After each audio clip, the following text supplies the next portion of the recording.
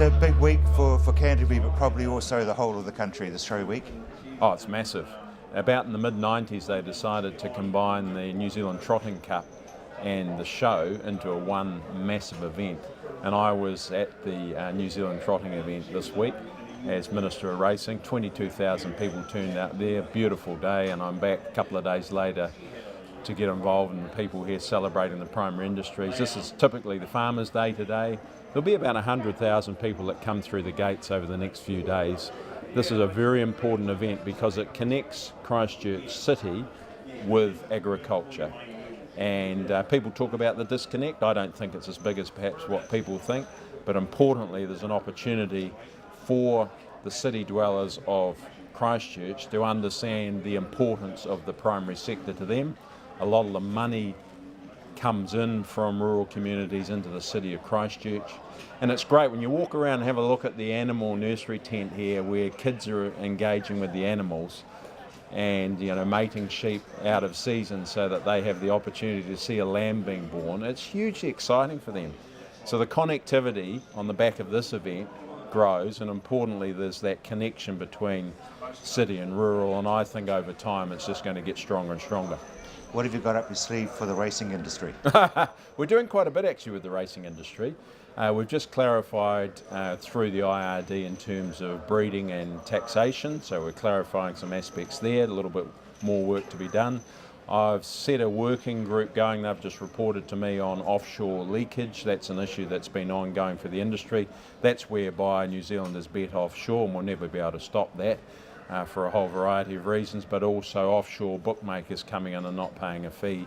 So we're looking at all of those things, and in due course I'll be releasing that report and talking about the government's response. But it's an important industry. It's hugely important for Canterbury.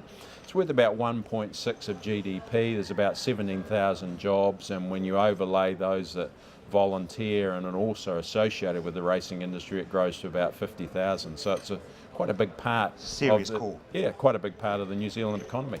Agriculture, what have you got up your sleeve there? You're looking at making more money for the farmers. In terms of aquaculture? No, agriculture. Oh, agriculture. Well, it's hugely important for Canterbury. What we're doing there is trying to increase exports, but at the same time we're very mindful of the environmental footprint. So today we've just released a report, the Business Growth Agenda, focused on natural resources with Minister Joyce the lead, but other ministers are part of that. We've got 37 projects underway, and importantly we believe that we can grow the economy, particularly in the primary industries, and also reduce our overall environmental footprint. How are we going to do that? Well, that was my next question. We'll do that with research and development. We're making investments with Primary Growth Partnership, Sustainable Farming Fund. MBI's also making significant investments. We want to provide the tools for farmers so that they can access those from the toolbox to try and reduce their footprint. There's a huge amount happening in terms of irrigation, lysimeters, measuring what's happening on farms, centre pivots that can now be turned on and off with a touch of a phone. It's amazing technology. So farmers have the data out there. They understand that they need to make some changes inside the farm gate. We're going to try and provide the tools for them to do that so that they can farm within the limits that have been set. Exports, as far as access is concerned, we talk TPP, I guess, but you should be delighted. Oh, it's hugely significant, this one for us. We're talking about 11 countries, the biggest economy in the world, the US, Japan, number 3 in the world. We've been trying for over 25 years to get a free trade agreement with both of those countries. Hugely important that we are a part of this agreement. It's worth over 200 million in terms of just tariff savings, and then you overlay the potential of it's 2.7 billion by 2030.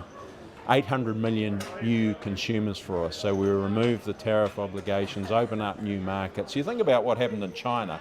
No one ever thought that China would be as successful and as important as it is now for us as a number one. It bounces around with us in Australia, whether they're first equal in terms of opportunities for us.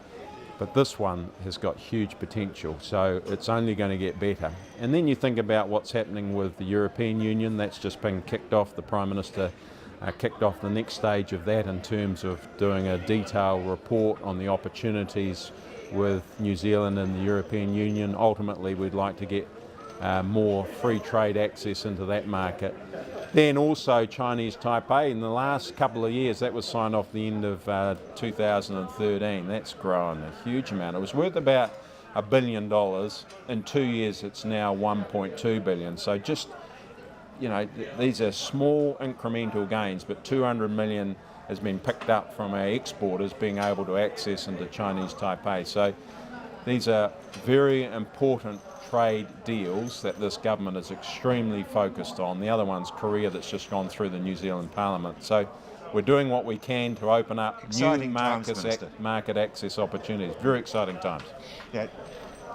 Finally, biosecurity. You're in with MPI and dogs and making sure that their borders are safe. Yes, we are. We're doing a hell of a lot in this area. More money in this year's budget for biosecurity. We're rolling out a border levy, which means travellers will have to pay at the border instead of taxpayers, so it's a user-pays service.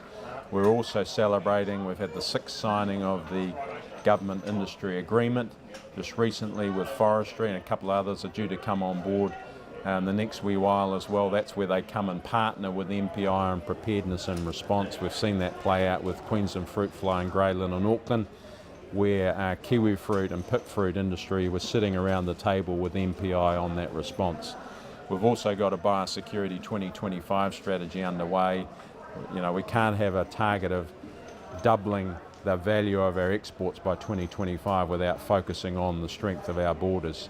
And today's about celebrating the dogs. We've had a dog detector team program underway for 20 years, so it's a little cake to celebrate 20 years and what a great job these dogs do at detecting animal pests or food on carrying in through luggage and what have you, and they're a very important tool in terms of strengthening up our biosecurity borders, and we're increasing the number of those from 40 to 60, and they'll be working at international airports and on the cruise line and on the mail pathway by this summer. So we're doing what we can to strengthen up the border.